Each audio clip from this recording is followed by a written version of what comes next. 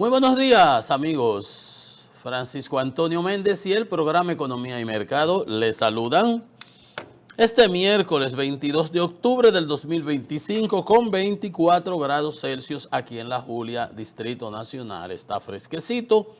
Ayer llovió torrencialmente aquí en Santo Domingo, los tapones, los atascos, la gente pasando trabajo para llegar a su casa.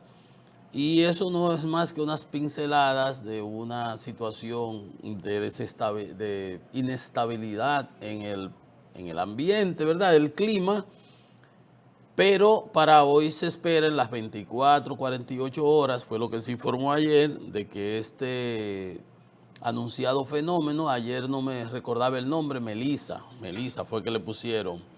¿Qué nombre le pondremos? Matarilerón. Melissa le pusieron a la tormenta esa que se convirtió en ciclón y va a pasar por aquí, por acá, por el Mar Caribe, y obviamente impactando la costa sur del país fundamentalmente. Y ayer decíamos las provincias que estaban y toda la costa sur, todo lo que estamos en el litoral sur, desde la Altagracia, desde allá de Punta Cana hasta Pedernales, al extremo de allá, y luego sigue para Haití y por allá sigue por ahí para Jamaica y Cuba quizás.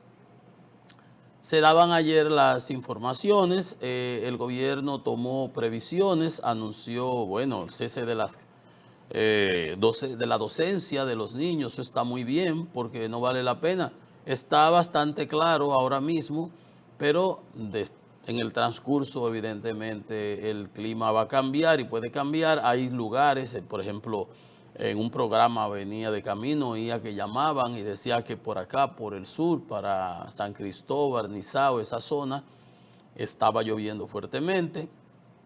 Hay quienes tienen la posibilidad de trabajar desde sus casas y en las empresas privadas, que son las que rigen esa situación, pues se quedan como teletrabajo. Los que tengan que ir a sus localidades de trabajo, pues lo harán, tener las precauciones.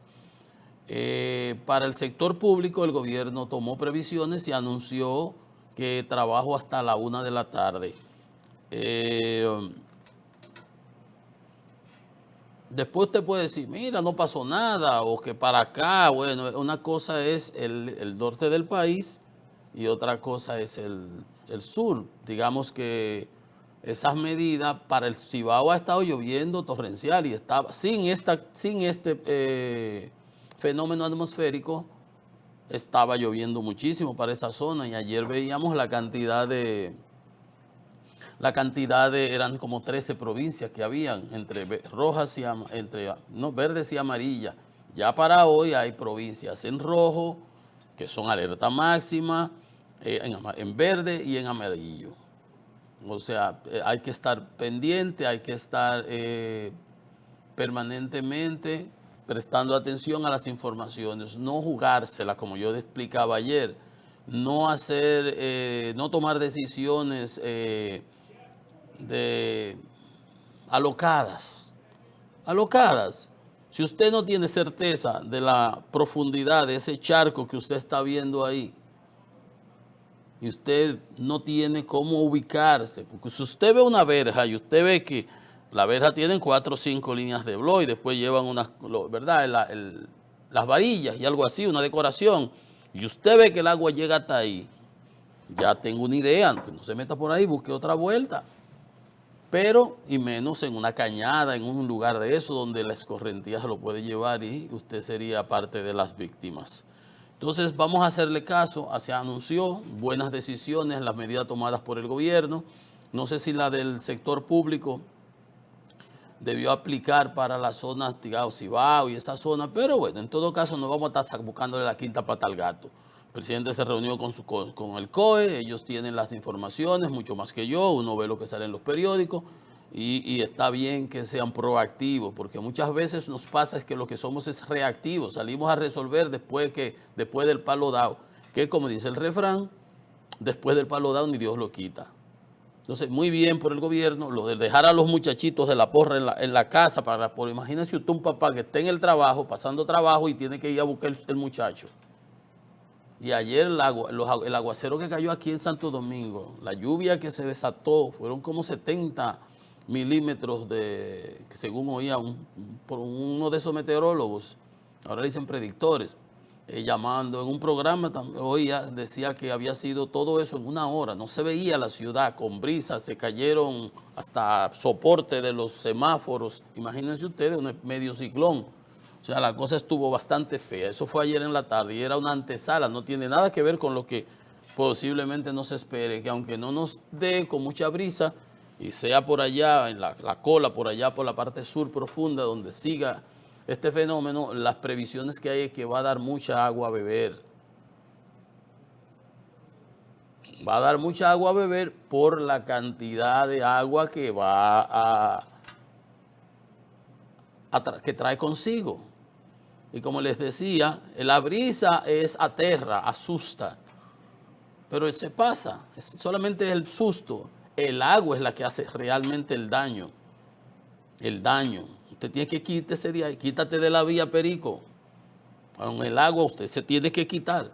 Y después se ve, y por aquí pasó tal cosa. No, el agua paga sus daños, como decía el presidente Balaguer, el mejor secretario de Agricultura es el agua. Sí, pero en el momento en que está, es un desastre. Ahí lo vemos en España, en las Danas, lo vemos a cada rato. El año pasado, como se inundó en Alemania, en China, las inundaciones fueron históricas y así sucesivamente. Y dice Trump que el cambio climático es un cuento chino. Bien, bien por el gobierno, vamos a hacerle caso a las decisiones tomadas por las autoridades, prestar atención para evitar lamentaciones. Hablaba de gobierno, ayer se estaba inaugurando, el primer Picasso se estaba dando, no se estaba inaugurando nada, se estaba iniciando una obra importante que tiene que ver con el fideicomiso de Punta Bergantín, por allá por Puerto Plata. Y está eso dirigiéndolo mi amigo Andrés Marrancini, que estuvo en Ángel y ahí se le pegó esa responsabilidad, pues ella tenía experiencia en esos menesteres, y qué bueno, y ese proyecto está caminando. Ayer anunciaba que tiene más de 4.000 millones de pesos en ventas cerradas, ya es un fideicomiso. Se creó como fideicomiso, ya se tienen 89 inversionistas y quieren completar los 150.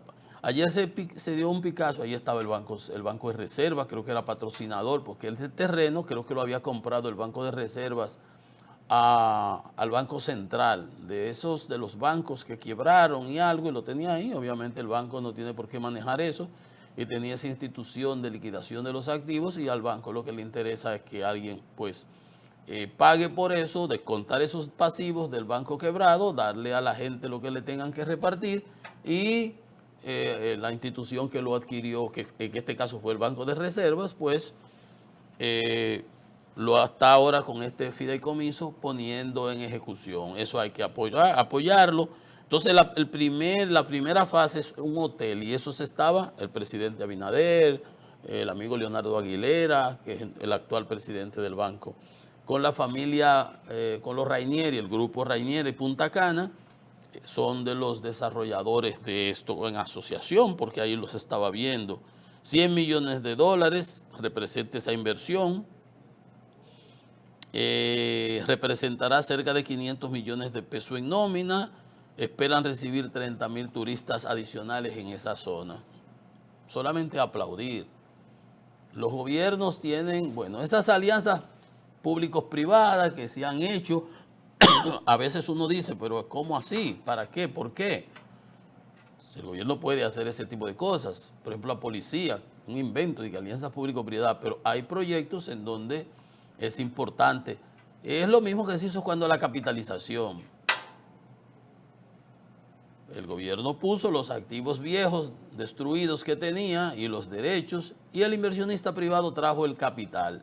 En este caso, se supone, si se está hablando de inversionista, en el fideicomiso, el Banco de Reservas habrá puesto los terrenos, y los inversionistas tendrán que, no sé cómo se esté estructurado, en esos fideicomisos no hay tampoco mucha claridad de cuáles son los términos y ese tipo de cosas, que esa es una de las debilidades que me parece a mí que tienen, pero anyway, son inversionistas privados, y ese es un fideicomiso Punta Bergantín.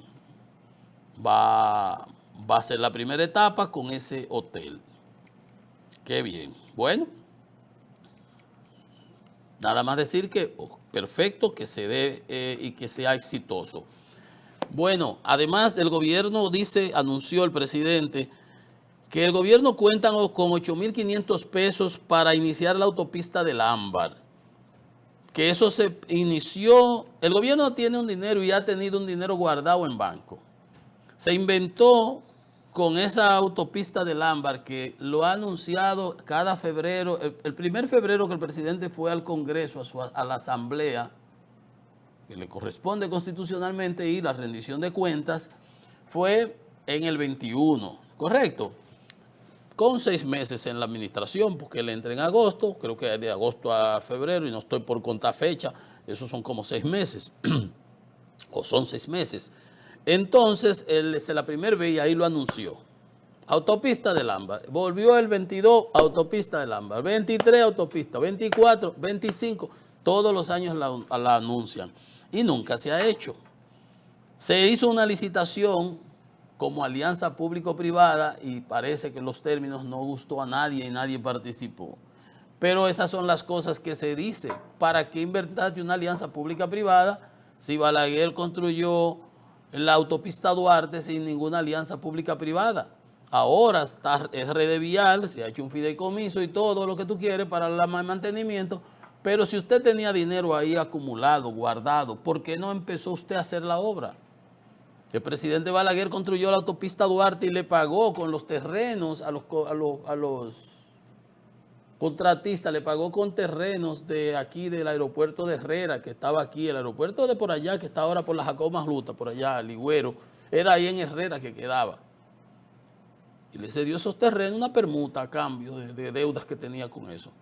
O sea, entonces, fracasó como alianza público-privada, quedó desierto por falta de oferentes, ahora se han inventado un fideicomiso. RD Vial habla de una licitación a cargo de fideicomiso RD Vial, pero si es el fideicomiso de RD Vial, porque el presidente habla de que el gobierno cuenta con 8.500 millones. Pues si el gobierno tiene los 8.500 millones, que haga la autopista y punto, y se acabó. No, yo no domino, no sé de las minucias de esos detalles, pero me parece contradictorio, ¿verdad? Esa carretera, esa autopista que es importantísima en términos turísticos, en términos de conectividad, Santiago, Puerto Plata, eso le da un empuje enorme.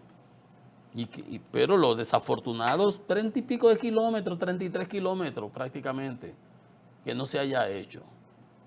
Y ahora se anuncia que va a ser con RD Vial, que el gobierno tiene 8.500 millones. ¿Lo tiene el gobierno o lo tiene RD Vial? ¿Usted ve? Esas son las cosas. Después vienen la oposición y los ingenieros y dicen que eso está, que yo qué.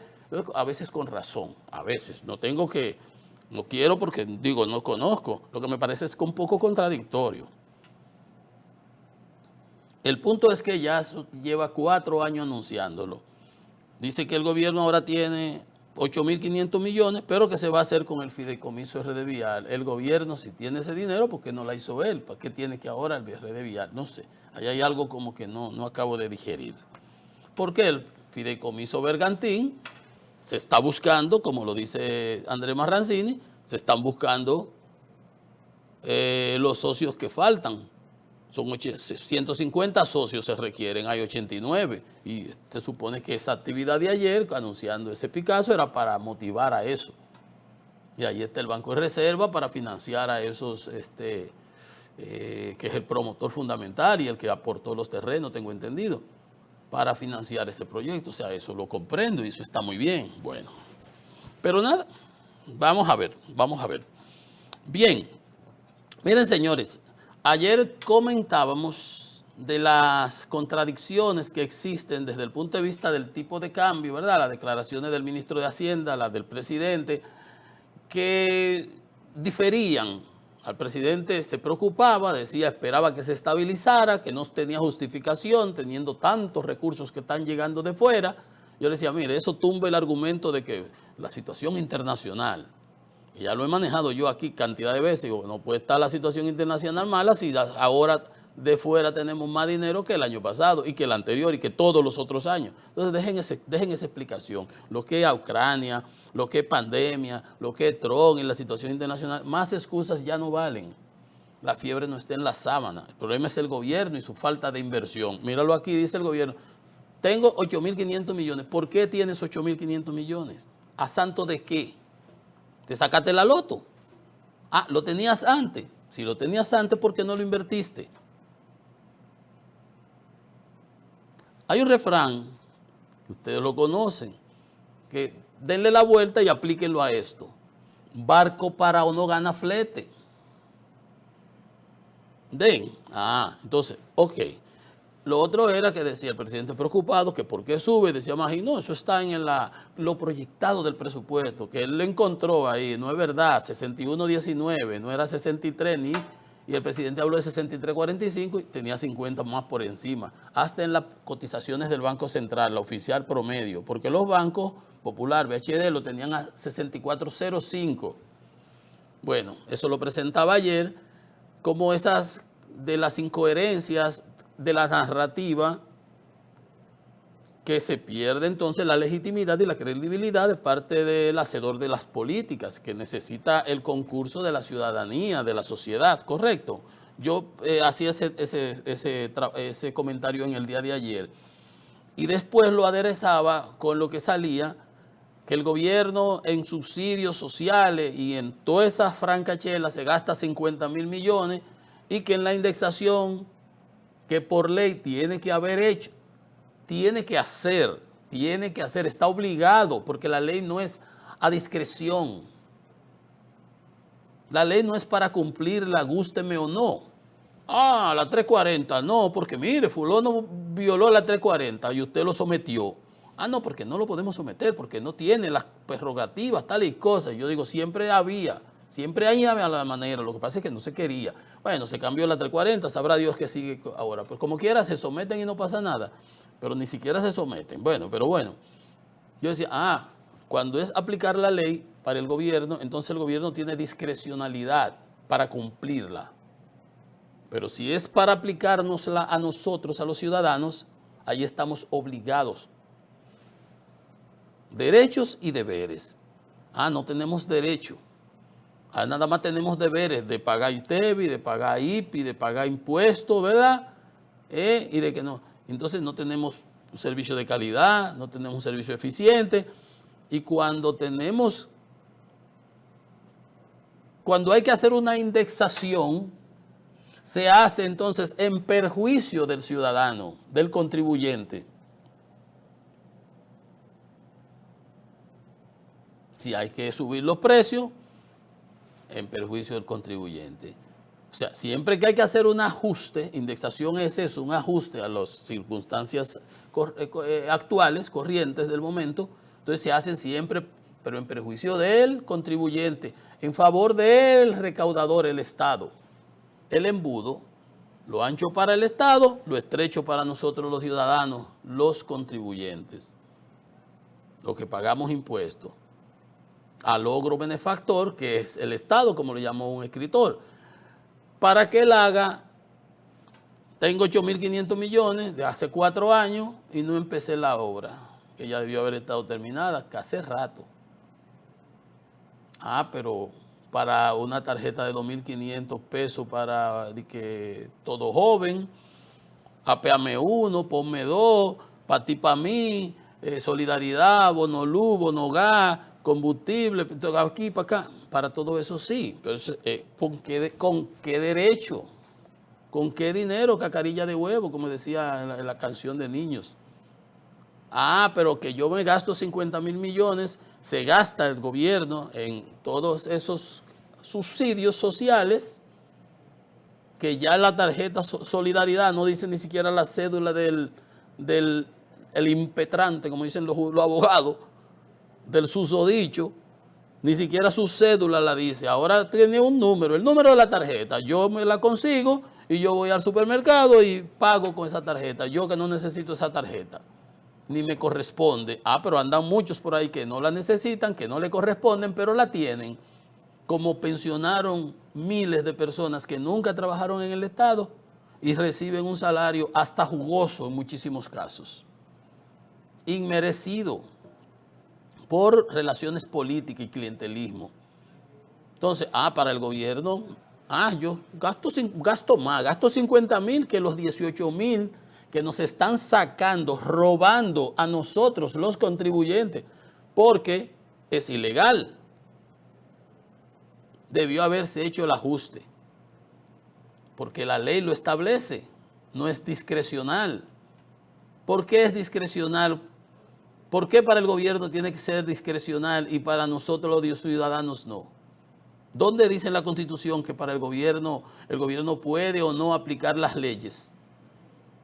Es más, cuando se habla de la retroactividad de las leyes en la Constitución, es por el hecho de que las leyes tienen que favorecer el que está en la situación, su judice, qué sé yo cómo se llama. Si se cambia la ley, tiene que ser para favorecer el que tiene el conflicto, el problema. Una ley se cambia, no es para ponerle una sanción. Vamos a suponer que la ley ahora, él hizo algo y la ley decía que le tocaban 5 años de prisión. Y si se cambia, no es para ponerle de que por ese delito que él cometió se le ponen ahora 10 años de prisión. No, solamente si fuera que se bajara, digamos, se bajó a 3, a él se beneficia, pero él no se puede perjudicar. Pero en este caso no.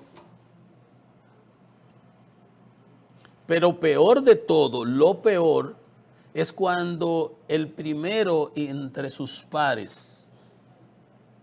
¿Usted sabe quién es el primero entre sus pares? El que posee la placa 0001. The last resort, la última instancia. El que tenemos que proteger todos, enrocarnos adelante porque es la última instancia, como el rey en el ajedrez. Tenemos que ponerle toda la ficha adelante para que no se toque al rey, el presidente. Lo peor es cuando entonces el presidente lo admite, está consciente. Y lo dice. Abinader advierte que la indexación salarial reduciría los fondos públicos. Albricias. Claro. ¿Y los fondos de nosotros? Y los míos no me los reducen 18,000 pesos, 17,000. Y lo del señor que me está viendo, y lo de la señora que me está viendo, y lo del empleado que me está viendo. Somos casi 1.5 millones de empleados que estamos siendo perjudicados. Se reducen los fondos públicos. Los que sí se pueden reducir son los míos. El ingreso disponible, como yo decía ayer, mío, suyo, de todos nosotros. De nosotros que somos la mayoría, que somos los asalariados, lo que no necesitamos que nos den subsidio, SENASA subsidiado, porque nosotros pagamos SENASA. Nosotros lo pagamos, contributivo, y ponemos. Pero nosotros se reducen los fondos públicos si hacen la indexación, pero la indexación no era a discreción, porque usted quiera o no quiera. Ni usted, ni Danilo, ni nadie, que Danilo debieron haberlo hecho. Desde el 17 debió haberse hecho esa indexación. Pero peor es decirlo. Reconoció ayer que la indexación salarial que manda el Código Tributario es una medida justa y necesaria. Es justo y necesario, como decimos en la iglesia. Pues, ¿por qué no la aplicamos? Porque se reducirían los fondos públicos. Pero qué bueno que se reduzcan al menos. No. Entonces dice el presidente, si lo hacemos, hay que decir a quién le quitamos los recursos. A salud, a educación. Se cuestionó a Abinader. No. A la francachela de esos pensionados irregulares que se dio. A esos programas que acaban de anunciar ahora mismo una tarjeta en un gobierno que está haciendo de tripas corazón, que tiene que cambiar el ministro de Hacienda para ver si le da una reversión a la situación, que tiene una tasa de cambio subiendo todos los días. ¿Usted quiere a salud, a educación? No, a salud no, debió intervenir primero y antes y darle dinero a SENASA. No, salud no, nadie está hablando que sea salud. Ni a las obras de capital, que es lo que se ha penalizado. Es a mucho gasto excedentario. Entonces, no es a salud. El gobierno analiza cómo aplicar la indexación de la manera más equilibrada posible. La manera más equilibrada es reduzca esos gastos superfluos. Pero señores, vimos aquí que, ¿cómo llaman la cosa donde está Morrison? Intran tenía una oficina en Nueva York, Cultura una oficina en Nueva York, el Ministerio de Interior, que debe ser el del Interior, debe tener una oficina en Montecristi. No Montecristi, no, allá como dicen, en Montecristi, en Rodríguez, Santiago Rodríguez, en Nueva York. A salud, a educación, no, presidente, no es a salud, a educación. Esos 18,000, usted tiene que indexársenos. Pasarnos de 34,000 pesos, lo que estamos exentos ahora mismo, a 50,000, que es lo que manda la ley. Admitió que la indexación salarial, que consiste en ajustar los tramos de impuestos según la renta, según la inflación, no se aplica desde el 17. El propio presidente no debiera decir eso. Que estamos trabajando. 5 años lleva presidente. 18,000 por año, vamos a decir. No, porque va subiendo cada año. Ya este año va a ser más.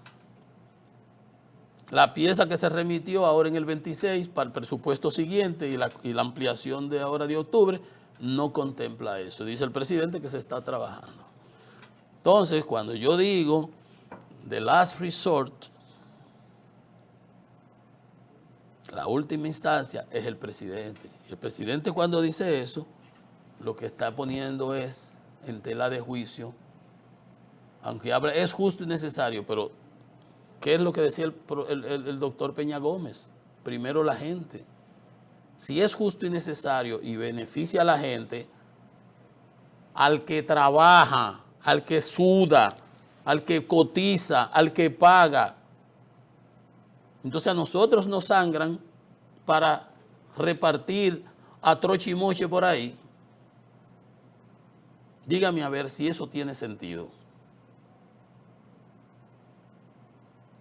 Penalizarnos a nosotros, los que elaboramos, los que trabajamos, los que cotizamos, los que pagamos, para tirarlo por ahí en subsidio a lo que agarre mi bon.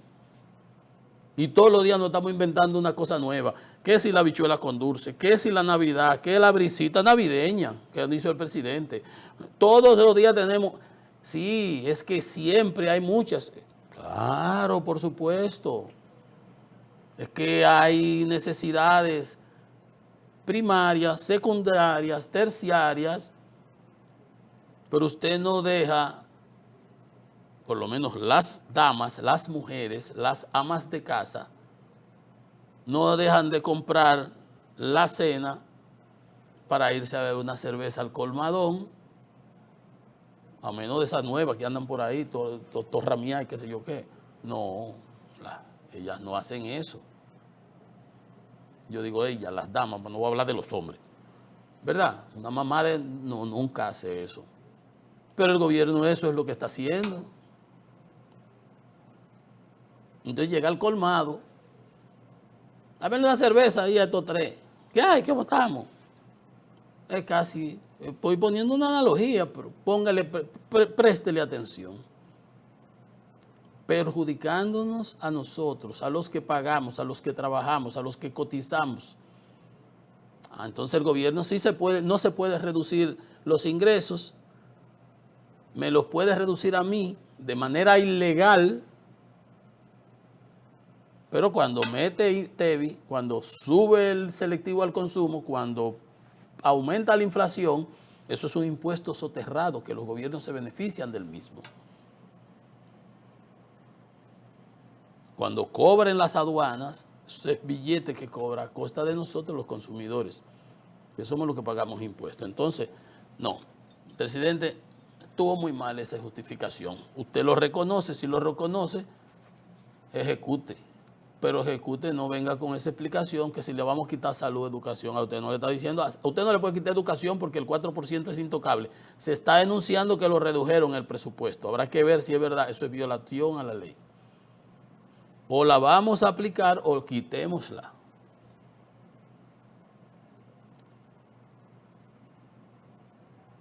Es lo que yo decía ayer, aquí la gente ahora ha llegado al gobierno.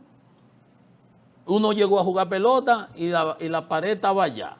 Los que bateaban jonrones le tenían que dar para que saliera por allá, por esa pared.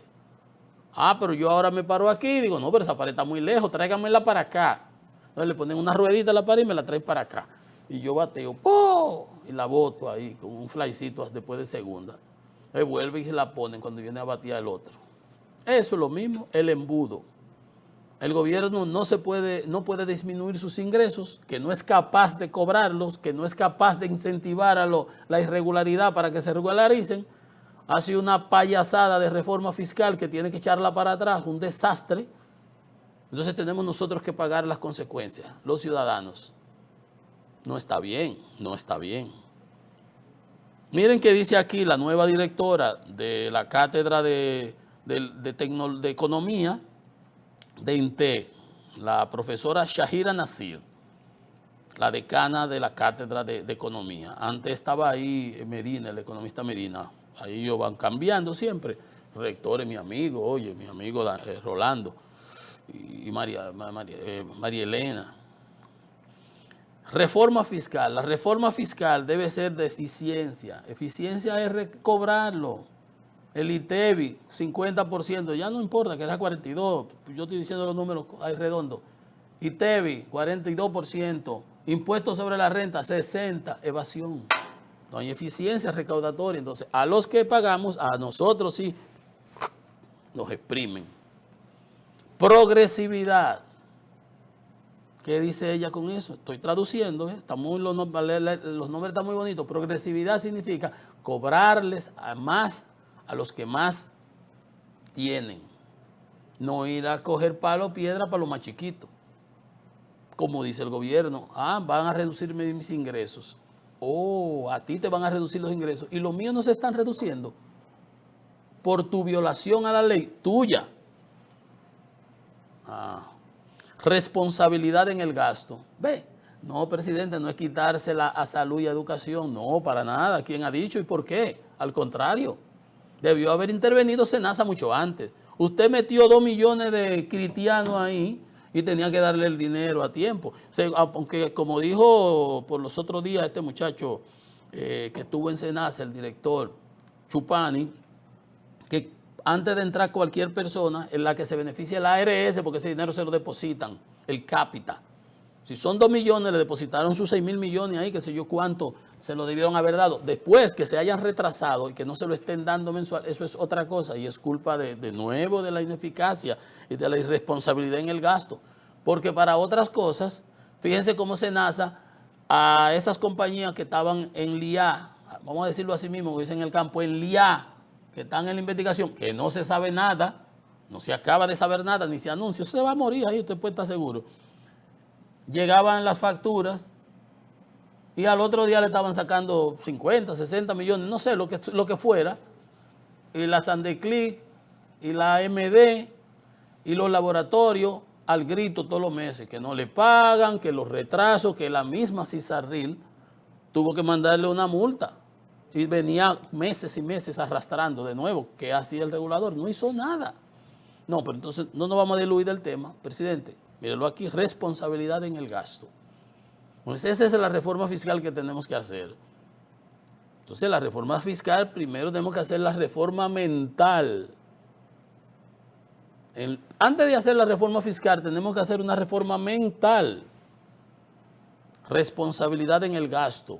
Progresividad en la recaudación de los impuestos y fomentar la eficiencia administrativa, que tenemos mecanismos, porque, como decían los empresarios, es que eso que se está planteando es como ir a pescar a la pecera, a nosotros, a los que estamos aquí rehenes, que no podemos coger para ningún sitio, a nosotros sí nos exprimen, nos pisotean, pero a los que evaden, que andan por ahí, en eso no hay manera, vaya a perseguir a aquellos. No me venga a subir los impuestos a mí. Y entonces, si me lo subes a mí, me desincentivas, me sacas de circulación, me quiebras, me obligas a irme a la informalidad. Y la informalidad es 60%. Porque, entonces hay maneras, hay cosas. No, esa no es la justificación. Progresividad, eficiencia y responsabilidad en la gestión del gasto público. El país debe procurar aumentar sus ingresos. Con equidad, eficiencia y transparencia. Lo que dice el presidente, que no puede aplicar la indexación porque bajan los ingresos del Estado, eso no es equidad. Eso no es transparencia, eso es violación a la ley. Además no es equitativo porque nos están penalizando, nos están pisoteando. ¿A quiénes? A los que producimos, a los que damos, lo que generamos recursos, lo que pagamos impuestos. Gracias. Ve. Entonces, la reforma fiscal, antes que llegar a ella, tenemos que hacer una introspección y una reforma mental. Hasta bonito me salió, fiscal mental. Vamos a una pausa. Estamos en Economía y Mercado.